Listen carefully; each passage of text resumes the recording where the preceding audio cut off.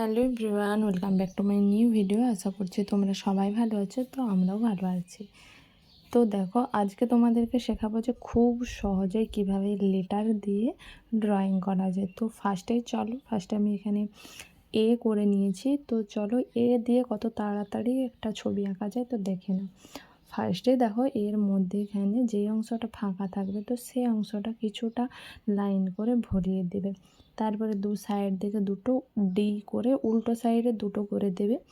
উপর দিকটা হালকা করে উপরের মতন করে বাড়িয়ে দুদিকে দুটো চোখ করে নেবে।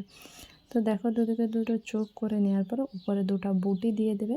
তো তারপরে এর কিন্তু দুটো আগড়ি দিয়ে দেবে, মানে দুটো সুট টাইপের করে দেবে। তো দেখো, দেখতে কিছুটা এরকম লাগবে। তারপরে ওর পিঠের দিক সাইডগুলোতে এখানে কিন্তু ছোট ছোট বুটি দিয়ে দেবে। আর ওই সাইডের দুটো যে বুটিগুলো দিবে তো সেগুলোকে কিন্তু কালো কালারের পেন বা পেন্সিল দিয়ে সেগুলোকে ভরিয়ে ভরিয়ে দিবে। তো তারপরে যে ফাঁকা জায়গাগুলো থাকবে তো সেইগুলোকে ছোট ছোট যে বিন্দু, তো সেই বিন্দু আকারে কিন্তু দুদিকে ভরিয়ে নিতে হবে। তো দেখো, আমি কিন্তু দুদিকে ভরিয়ে দিচ্ছি। তো দেখো কত সহজে কিন্তু একটা হয়ে গেল ছবি। তো এটা হলো 1 নম্বর, এটা হলো এবারে চলো বি দিয়ে।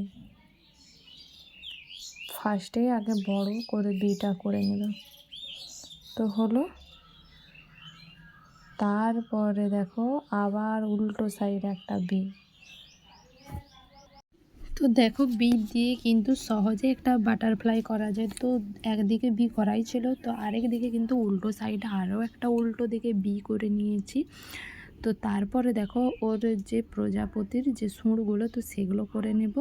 তারপরে যে মাঝখানে যে ফাঁকা অংশটা থাকবে তো সেইটাকে কিন্তু তোমরা দাগ দাগ দিয়ে কিন্তু ভরিয়ে দিবে।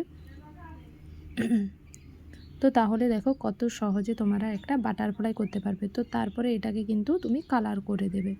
তো দেখো, হয়ে গেল আমার বি দিয়ে একটা বাটারফ্লাই। তো চলো এবারে 3 নম্বরে সিটা পুরো হাফ সি করবে।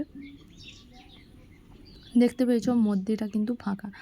আবার প্রথমের যেখান থেকে সিটা শুরু করেছিলে সেখান থেকে আবার পুরো বাঁকিয়ে তারপরে সেকেন্ড লাইনটার সঙ্গে ওটাকে জুড়ে দেবে প্রথম লাইনটাকে। তো হয়ে গেল। তারপরে মধ্যখানগুলো নিয়ে এইভাবে দাগ দিয়ে দেবে।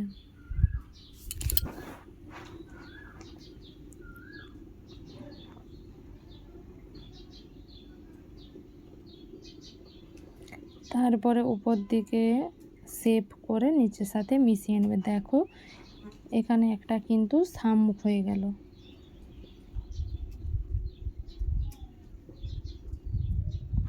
তো চলো এটাকে এবারে আমরা কালার করে নিই। তো কালার করা হয়ে গেলে আবার কিন্তু দেখতে জিনিসটা খুব সুন্দর লাগবে।